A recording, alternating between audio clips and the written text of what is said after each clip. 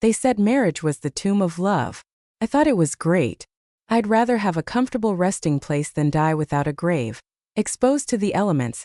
After 2 months of meticulous sewing, I finally finished my bridal gown. It dazzled brightly under the light. I imagined myself in it, a few days from now, walking down the aisle with the man I loved, and smiled that I had been waiting for this day since I was 19. After 6 years, I was finally going to rest in this tomb of love at the age of 25. My dream shattered overnight. Cherry Birkin, my assistant, called and asked, "Tete, Mr. Kennedy came this morning and took the bridal gown. He's bringing it home, right?" Still groggy, I replied. "He took my gown?" "Yeah. Do you know anything about that?" "I'll ask him about it now." My mind cleared slightly, but I still couldn't figure out his reason. Our house was already filled with things for the event. There was no space for the gown, so I had planned to take it home the day before the wedding. Edward didn't pick up his phone. I was about to call again when he called first. "Did you take the gown, Ed?" I asked straight away. "I did."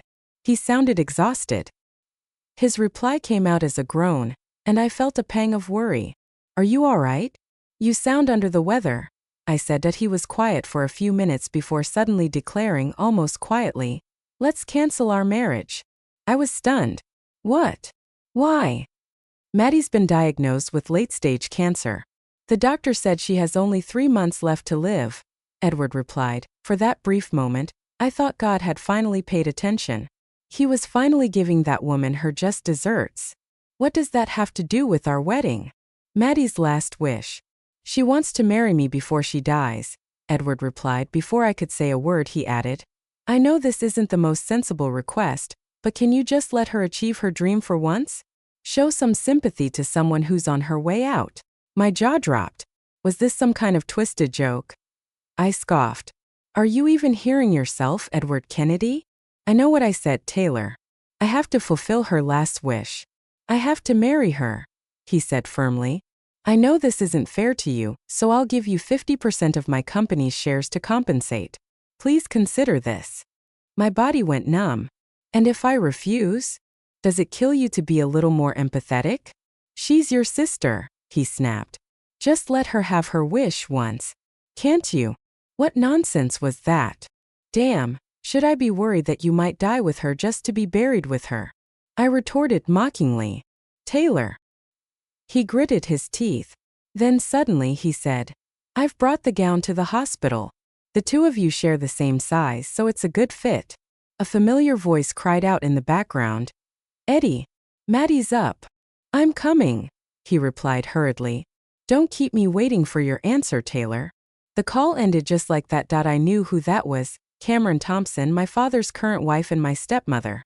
And of course Maddie's mother. I had no idea Edward had become her favorite. I gripped my phone in resentment. Maddie's mother had stolen my father away from my mother years ago, and now Cameron's daughter had stolen my fiancé. The irony wrote itself.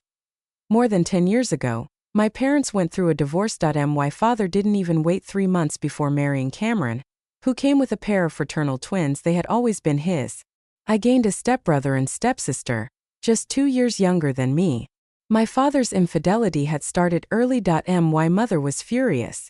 She sued my father and demanded a reassessment of the division of his wealth. I was certain she was trying to secure my birthright before that homewrecker could rob me blind. My father was nothing short of cruel.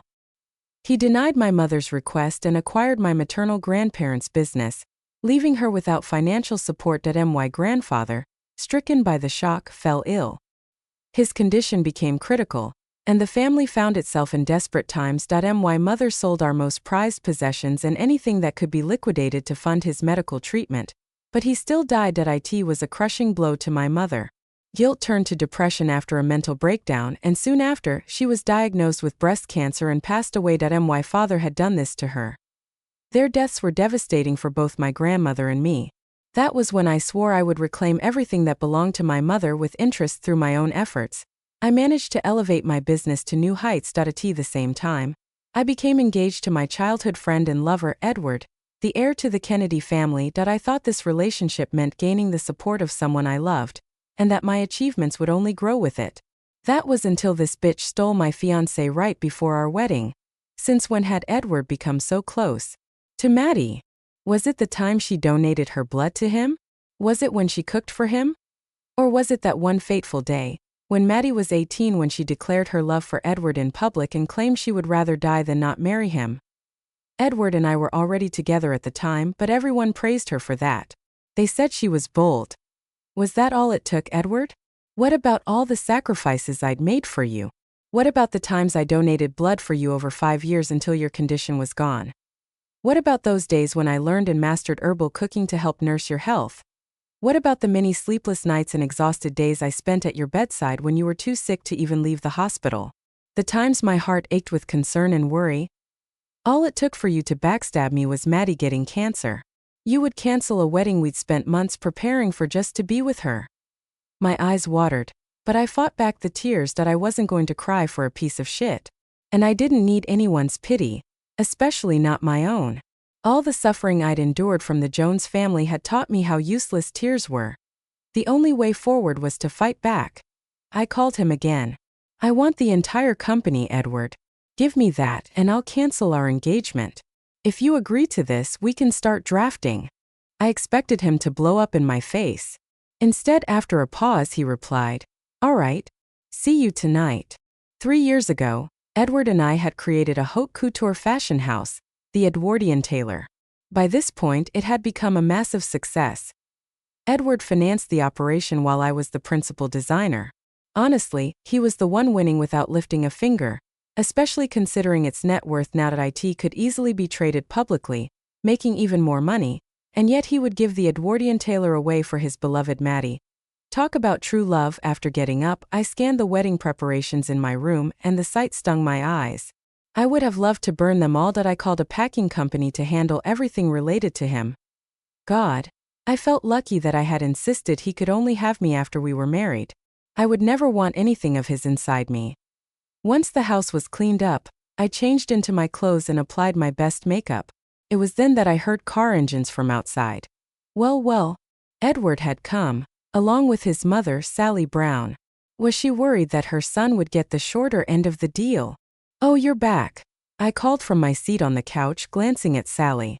"You're here too, Mrs. Kennedy." Sally forced an awkward smile. "I thought you'd call me Mom, dear." I stretched my lips wide. My mom's been dead for a while. Sally's expression froze before becoming wooden. Edward's face darkened. "Don't take it out on my mom, Taylor. I see this as a parenting failure, Ed. Maybe I should take it out on your dad too," I taunted. "Taylor." He raised his voice in anger. I pursed my lips and shrugged. Sally pulled him by the arm. "Enough," she said quietly. "Let's not fight." Edward sat on the single-seat couch next to me, placing a document on the table in front of me. "The business is all yours, as you wanted. In return, our wedding is cancelled." I flipped through the pages.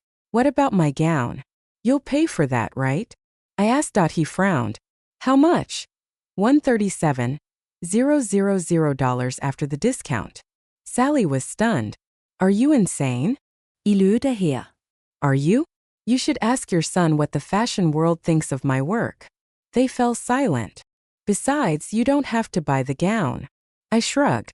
"But I'm sure Maddie's the one who insisted on having it. Mr. Kennedy will buy anything for her, won't he?" Edward looked at me in surprise. I knew it. Madison had always been like that. She would do anything to steal whatever I liked. Edward could have easily bought any bridal gown with his money, so why was mine the one he chose? It could only be Madison's demand, right? As expected, Edward hesitated briefly before agreeing. "Fine." Sally stared at him in incredulity. "Have you lost your mind? You might as well burn your money." "Don't meddle, please," he replied, then turned his attention back to me. "Maddie has been so sick that she can't pick the jewelry and accessories for the wedding. Since you've already done that, just let her have all of them." I thought I was mentally prepared, but hearing his words still threw me off. I was bewildered. I sneered. "My God, are you going to do everything she demands, Edward? Will you hire a hitman after me if she asks for my life?" "No, Maddie isn't like that. You've misunderstood her. It's just a pragmatic arrangement. She's too sick to do her own shopping, and you no longer have any reason to use yours. It's a win-win." I smirked. Edward Kennedy, do you even remember what you swore to me?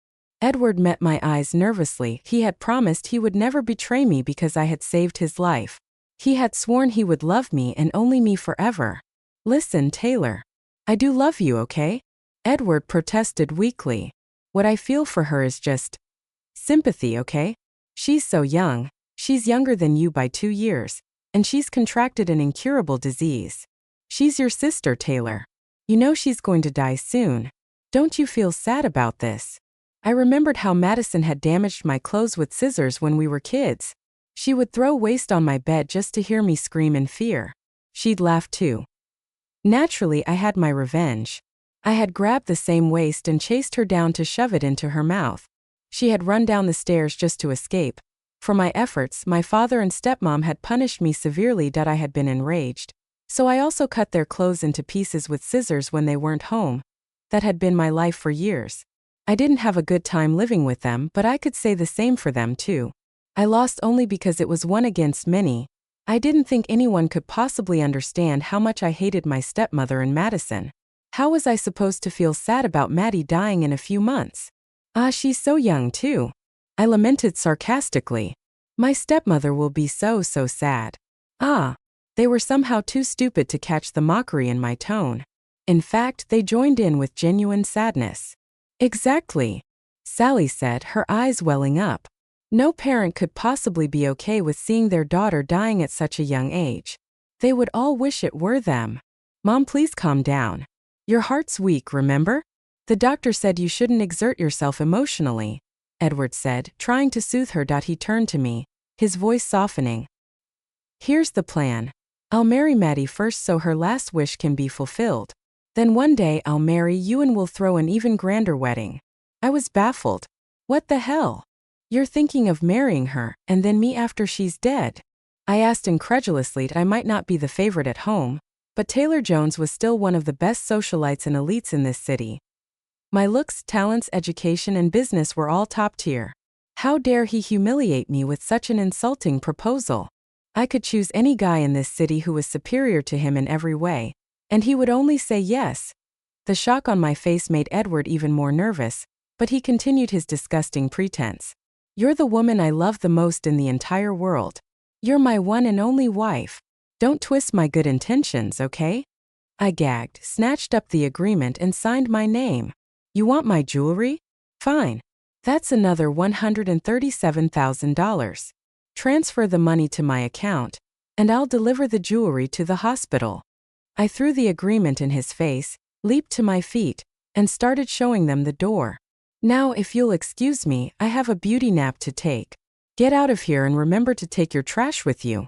I couldn't believe it took me 8 years to realize who Edward really was. I had liked him since I was 16. I guess I had Madison to thank for that. I was this close to marrying a snake. Sally was upset. This is what I don't like about you, Taylor. You have the temper of a tyrant. Look at Maddie, she's gentle, docile, soft-spoken, and reasonable. She's so considerate of me, too. I forced the disgust in my heart down and commanded my pet dog. Bullet, get them. Bullet barked at them incessantly. Sally's face turned pale. You! How dare you! Edward had to hold her hand as they backed away. He shot me a cold glance. This is too much, Taylor. How could I have been so wrong about you? I smirked as I could say the same about him.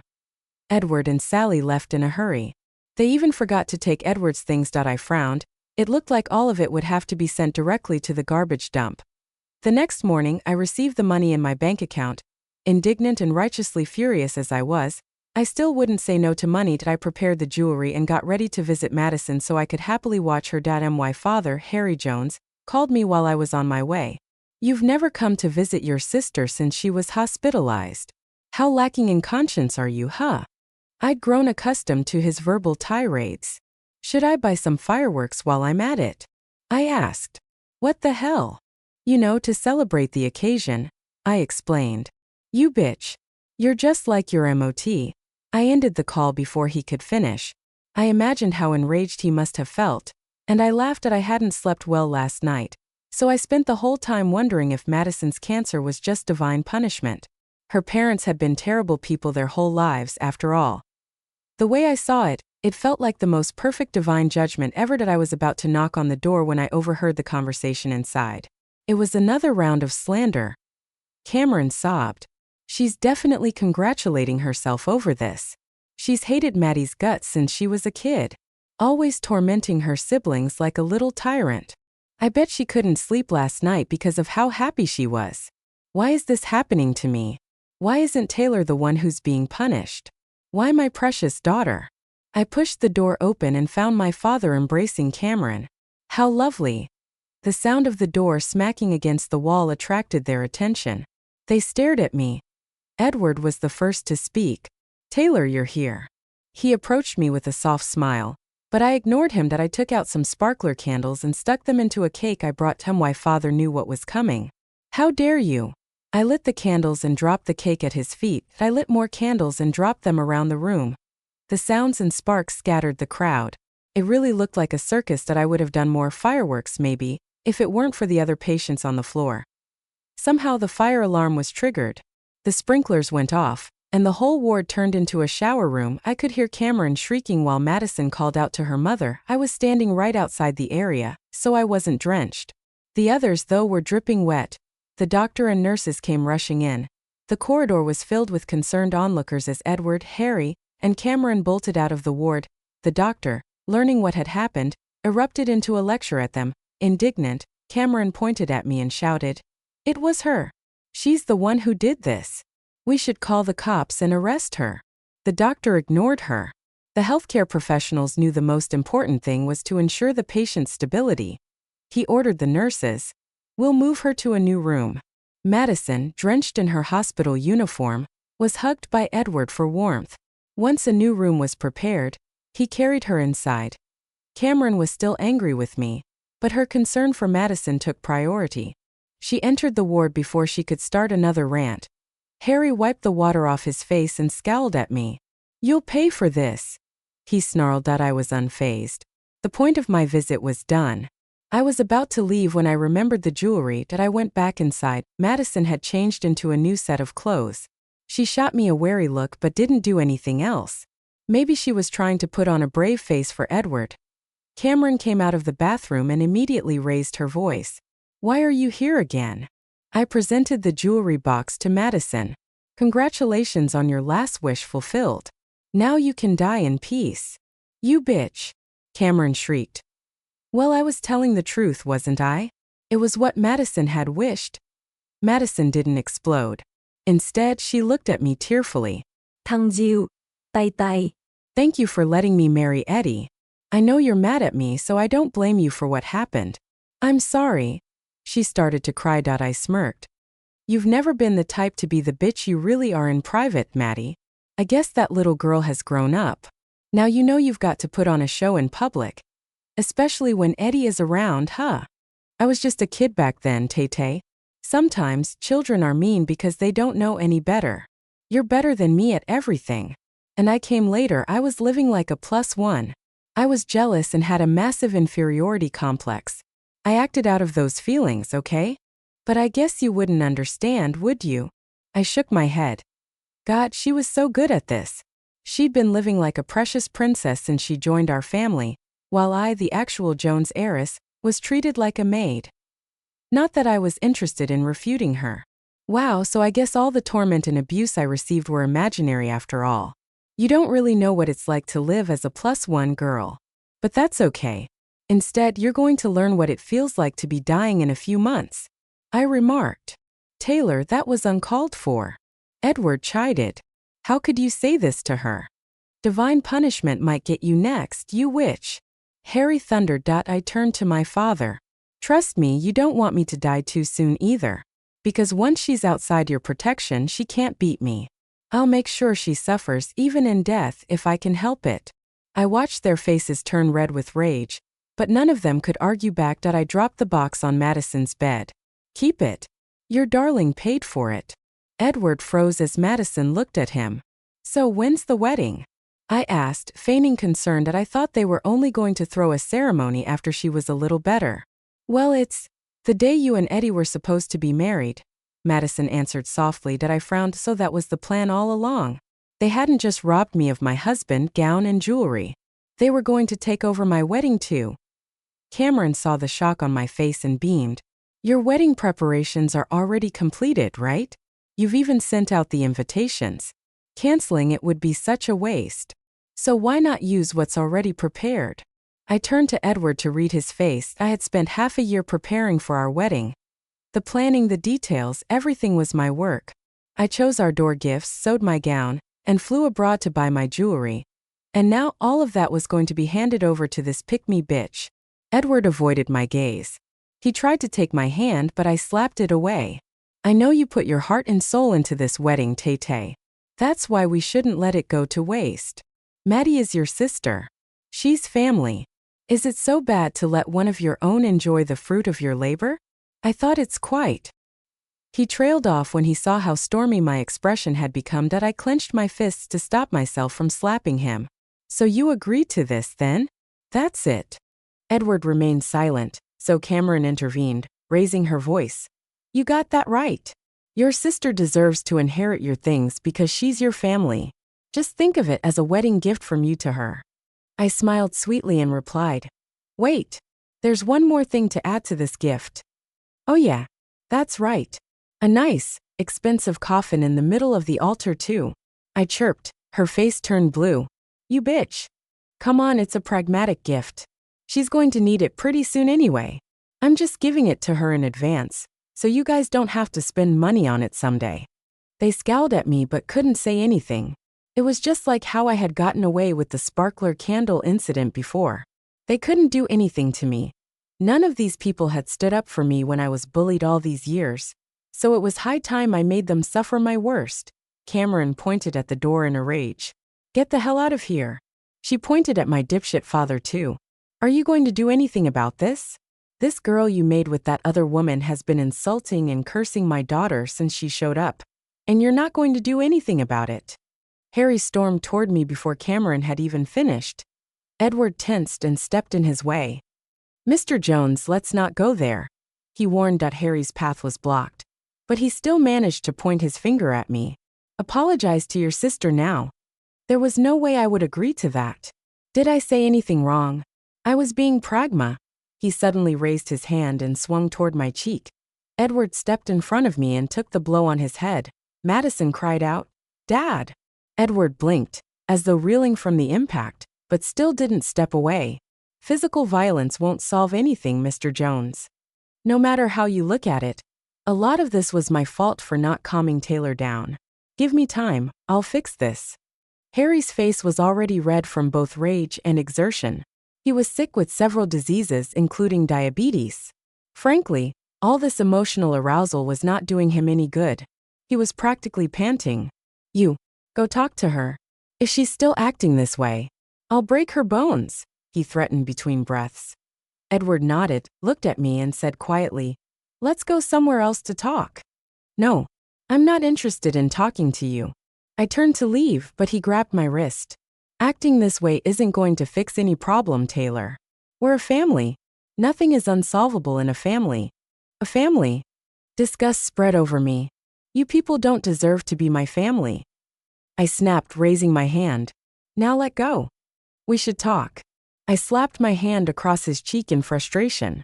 I said let go. The room was stunned. What did you do? Madison cried out. How could you hit him like this? If you're upset, do it to me. Not to him. How could I? He's a two-timing bastard. That's reason enough, I replied with a smile. As for you, I don't want to dirty my hands. You're going to die anyway.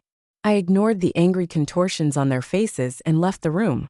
I spent a long while sitting in my car, staring into space, until I finally calmed down that I couldn't help but feel sorry for myself to have these people as my family.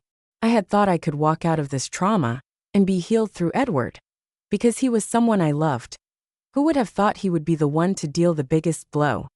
Just thinking about how many sacrifices I had made to nurse him to health all these years, only to be repaid with this. I felt as though the knife in my heart was twisted. My phone rang. Shaking me out of my stupor. It was my best friend, Jean Valentine. Tell me, Mrs. Kennedy, did you forget we have a date today, Don't tell me you're picking up from under him right now, girl. Jean quipped innocently. She didn't know what I'd been through. I frowned. Right. We were supposed to have lunch together to discuss our plan for the wedding rehearsal. I'll be there in a while. The rehearsal no longer mattered. The point was to tell her what happened. Jean immediately noticed how badly I looked when I arrived at the restaurant.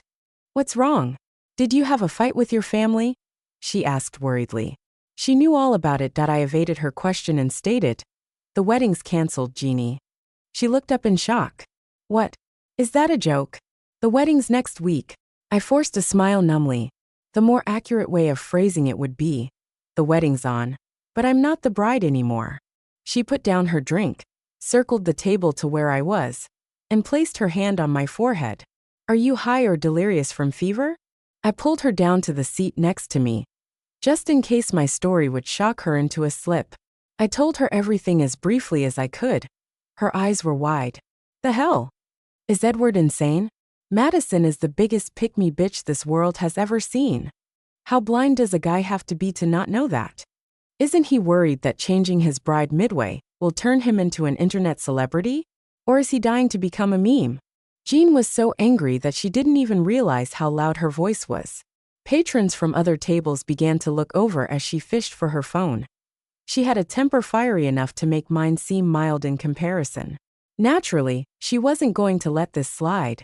That's it.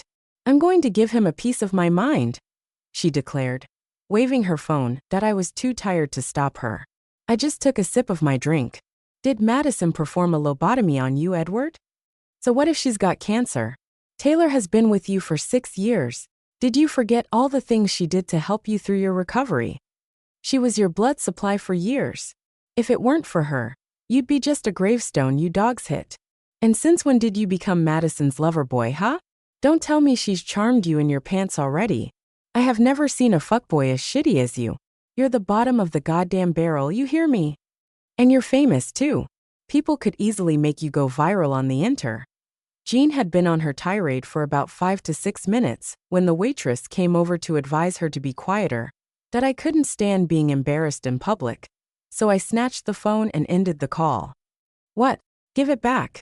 I still have some business to discuss with that bitch herself. She howled. That I pushed her drink toward her and patted her back. Hey, let's not ruin other people's lunch, okay? Jean finally noticed the looks around us and reined in her temper. I don't get it. What's in his head? Does he love Madison? She asked, confused. That I shook my head. God knows. But I know he doesn't love me. Maddie is certified nuts, man. She only wants anything you own or want. Is Edward really so stupid that he couldn't tell? I smirked. Nah. He thinks I'm being overdramatic about Maddie's issue. Jean gulped down her drink. Did he know who she really is? That she's your stepsister? I don't know. I've never talked about it. Maybe he does. Maybe he doesn't. It was an embarrassing side to the family. That I loved him. So I didn't want him to see how ugly the Jones family could be.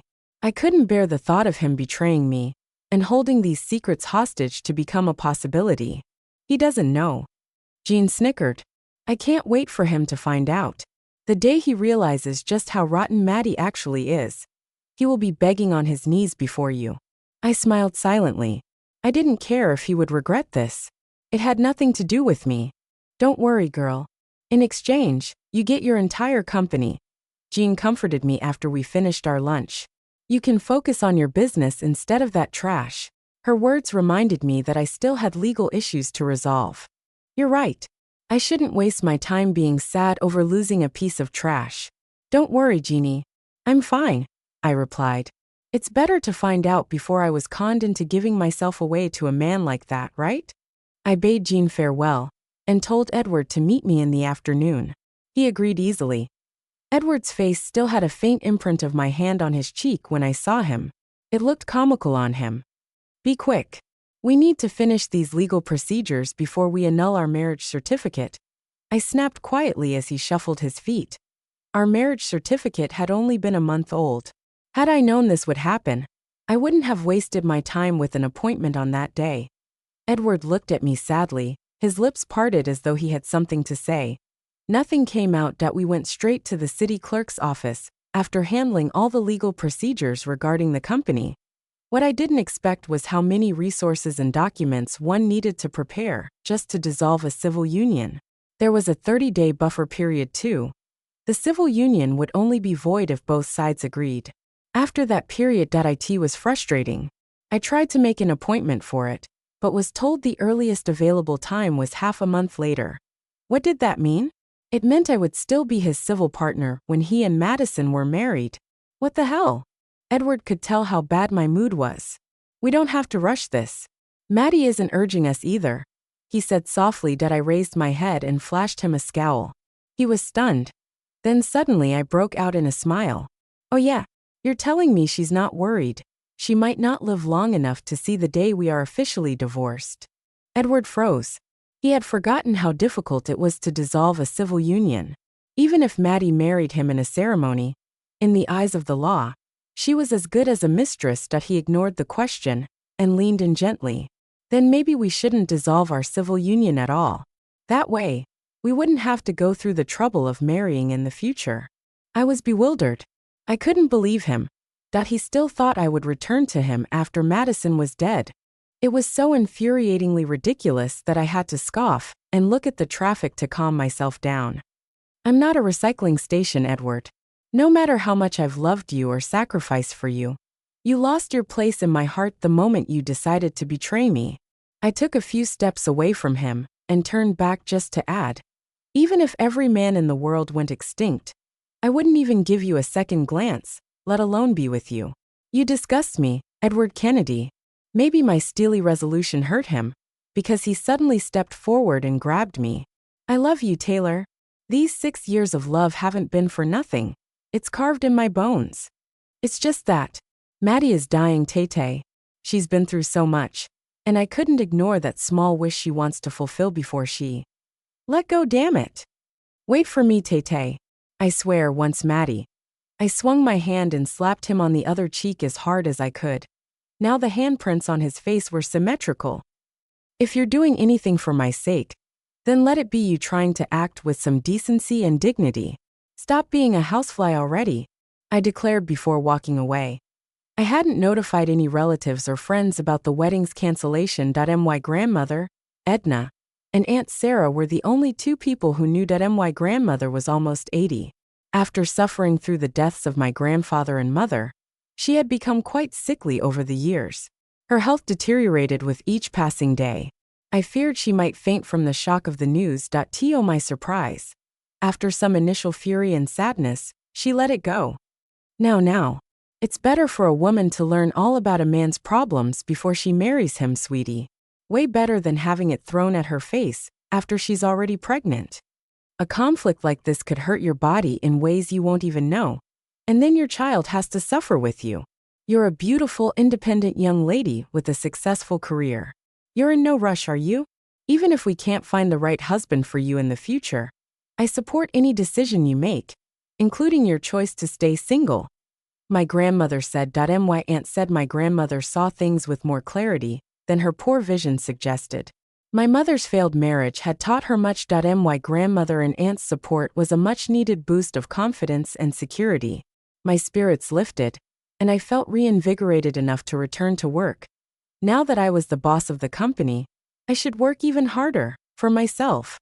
I returned to my office after the morning briefing. Cherry knocked on my door. Mr. Kennedy is here, Tay-Tay. I was stunned. What was he doing here? Before I could ask, Edward appeared at my door. I waved at Cherry dismissively. He didn't step into my office, remaining by the door. Maddie's been discharged. I was on my way home after taking her from the hospital, and thought I'd come by to collect my things. He didn't always show up at the office, but yes, he had some of his belongings here. I ignored him and returned to my work. My lack of attention made him uncomfortable. And he left. A few seconds later, someone knocked again. I looked up. This time it was Madison. I scowled and said flatly, "He's not here. He's in his office." She stepped in and closed the door. "No, I'm here for you," she said softly. I frowned, skeptical. A thought occurred to me. What more do you want from me? You've got my husband, my gown, my jewelry, and now my wedding. What else is there for you to take? Madison approached me, her small face pale, as though she might faint at any moment. I honestly didn't know who authorized her to leave the hospital. What good was letting her out of her sickbed? Or had she simply given up on her treatment? I want you to be our wedding witness and bless our marriage, Tay. You're special. The guests won't badmouth us if it's you. My brain exploded with rage. I jumped to my feet. Madison, you buy. I trailed off, my fury overwhelming me. Does your shamelessness have any limits? Do you relish the thought of everyone pointing at your behavior? It's like you want them to unleash their anger on you. I snarled, summoning as much malice as I could. If she hadn't looked so fragile, I would have slapped her so hard she'd stick to the wall. Madison started to cry. You're better than me at everything, Tay. It's not fair. You're superior to me in everything we do. I'm the useless one. And now, I have an incurable disease. I just want to marry Eddie before I die. A happy, fulfilling wedding. That's all I ask for. But he's still yours in the end. Once I'm dead, you'll have my darling back again. I couldn't endure this nonsense any longer, and pointed toward the door. Get out, before I slap you hard enough to break your neck. She crossed the room, grabbed my arm and cried harder. Help me just this once, Tay. I know I've taken a lot from you. I know you hate me. I'm sorry for everything I've done. This is the last time I'll ever pester you. Please just help me once. I couldn't stand her touch. I couldn't stand the things coming out of her mouth. Shut up and let go. I'm begging you, Tay, she cried, swinging my arm. Let go. I snapped, swinging my arm forward to break free of her grip. She shrieked and fell like a collapsing Jenga tower. I tried to catch her, but it was too late. Her fall was bad. Coincidentally, Edward entered my office and saw it happen. Maddie, he cried out and rushed to her. He gently lifted her and babbled in panic. How are you feeling, Maddie? Are you hurt? Where? I was stunned. I wanted to explain what had happened, but I knew there was no point. Edward proved me right almost immediately. He scolded me without hesitation. How could you, Taylor? You know how frail she is, right? How could you hurt her, even if she did anything wrong? Maddie buried her head in his arms. Don't shout at her, Eddie. She didn't want this to happen either. It was an accident. She defended me weakly. I snickered to myself and said deadpan. Just get her out of here already. I don't want her to die on my company grounds. It would be disgusting and a hassle. Edward couldn't believe I'd say something so cruel. It's like I don't even know you anymore, Taylor. I'm the one at fault. Why are you taking it out on an innocent woman who's about to die? Are you not afraid of divine punishment? I smiled and retorted. You betrayed me despite everything I've done for you. You've been in the wrong this whole time. Why should I be afraid of divine punishment if you're not?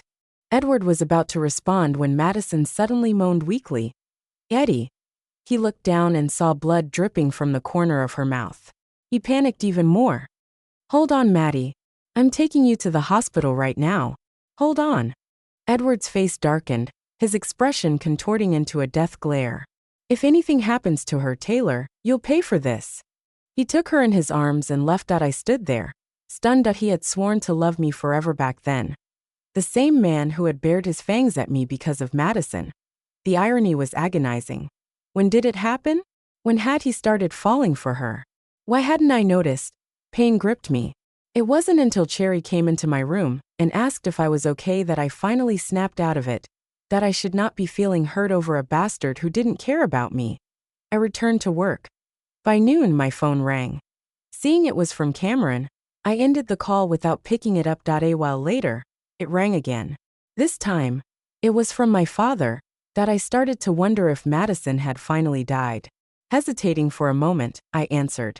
Unfortunately, the first thing I heard was my father's verbal abuse at a volume that could have made my ears bleed. Taylor Jones, you heartless witch. You hit her knowing she's frail and sick. You even shoved her to the ground.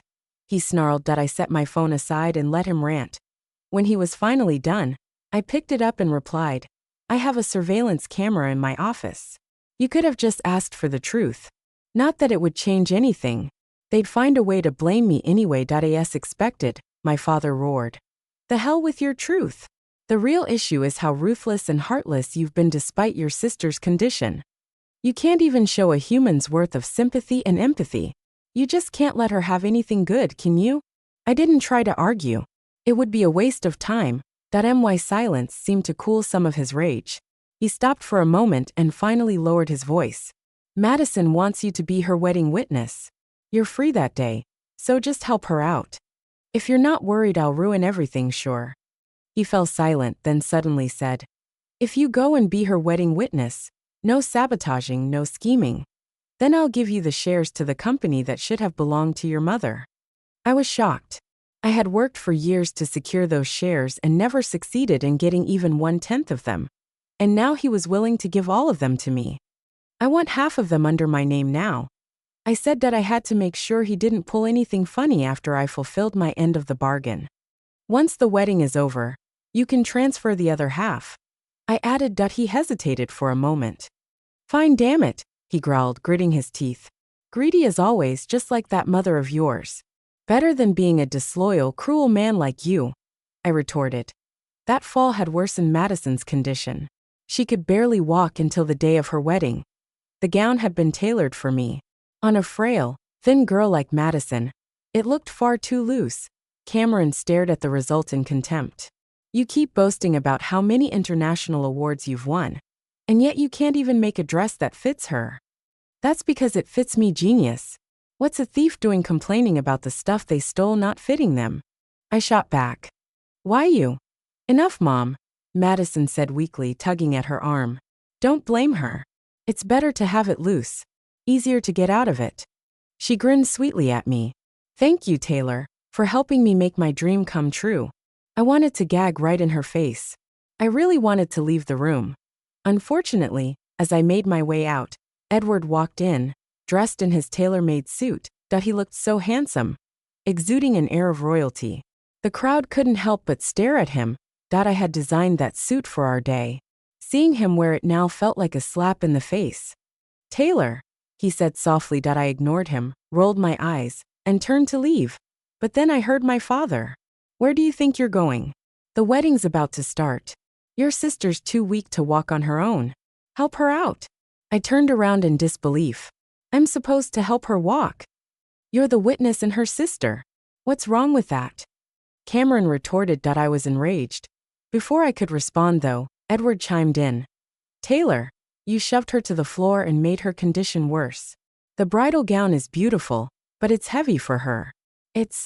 I couldn't bear to hear him finish. That I stormed back into the room toward her. Madison raised her arm like a queen, as though I were her servant. When I caught her arm, she grinned. Thank you. That smile was a gloat. But fine. I could almost imagine the Grim Reaper grinning beside her too. I'd treat this as a good deed I was doing to please God. The wedding began. Here comes the bride, echoed through the gilded hall. The church door opened slowly and ceremoniously. The spotlight pooled on the bride's silhouette. That it illuminated Madison, and me. That I gritted my teeth as the pain in my chest grew. I could hear the crowd whisper. Wait, what's going on? Isn't the bride supposed to be Taylor Jones? Why is Madison the one in it? Did they confuse who the bride should be? The bride's become the bridesmaid. Is this a prank? I forced myself to weather the humiliation and led Madison to the stage.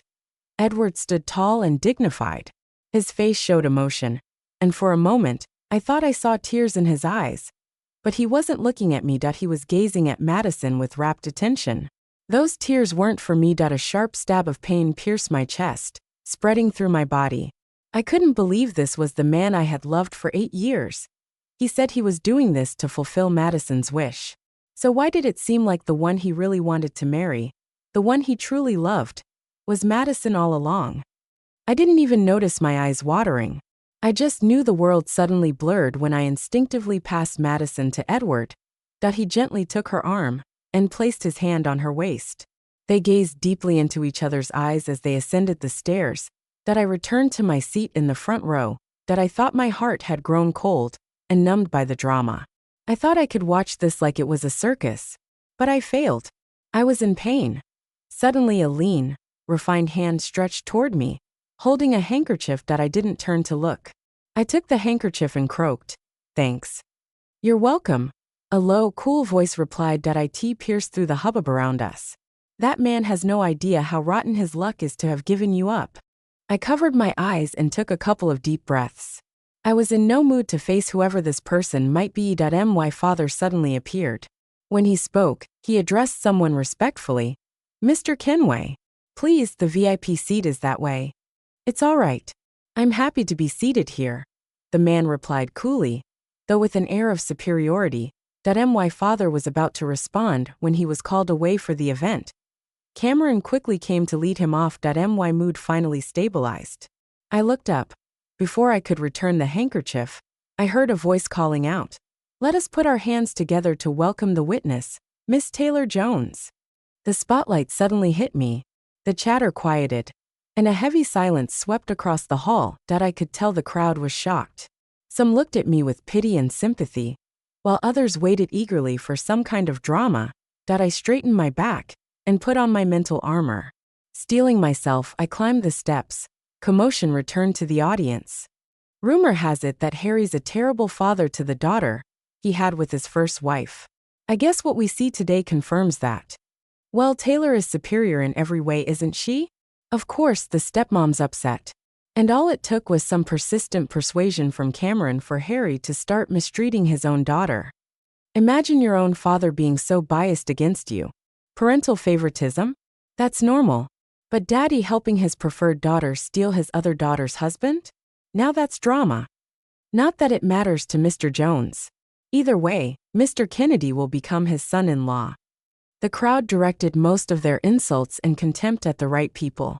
I actually felt less humiliated now. The host rambled on about true love and such before finally getting to the point. And now, we begin the wedding by hearing from our witness as she gives her blessing.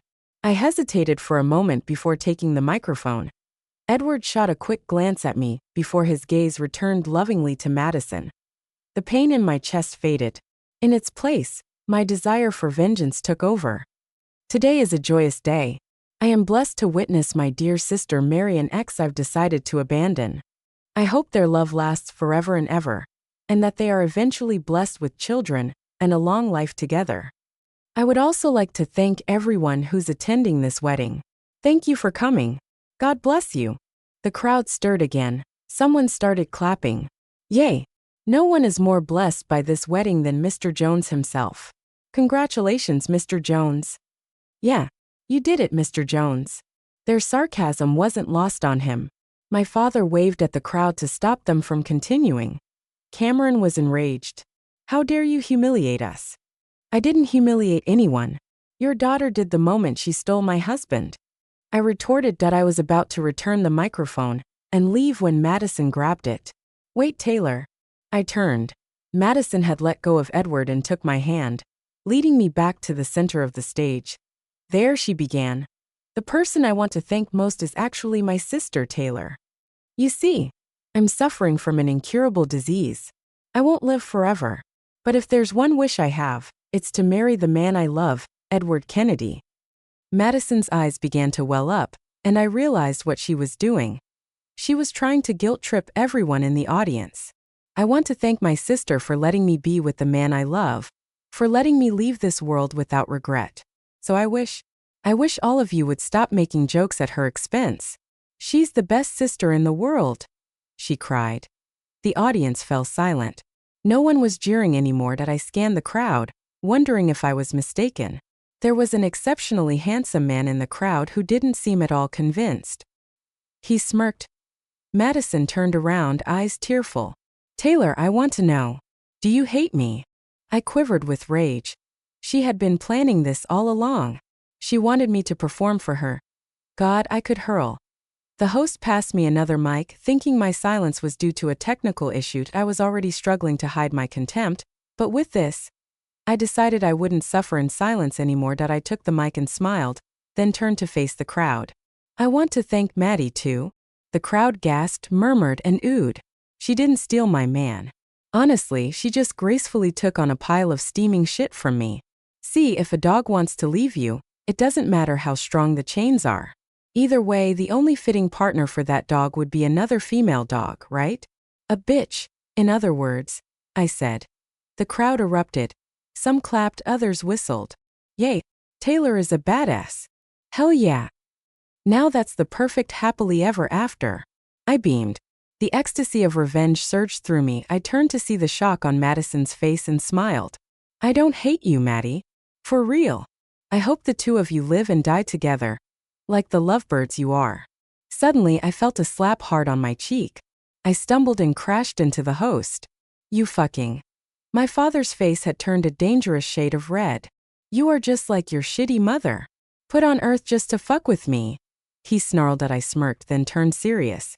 You don't deserve to talk about my mom, Harry. She wouldn't have died if it weren't for the torment you put her through. This wasn't my wedding, so why should I care about making it dignified? We had already crossed the point of no return. That's enough, Taylor. Edward finally joined the fray. How is any of this helping your situation? I sized him up and snickered. You should strip off the suit I designed, you piece of shit. Oh right. You're on her side. She stole my gown and you stole the suit I made for my groom. Just a perfect match in hell. I'm gonna tear off your mouth. Harry had lost it. He lunged and started beating me up in public. I couldn't dodge fast enough, and he managed to grab my arm and slap me. I wasn't going down without a fight though, so I hit back.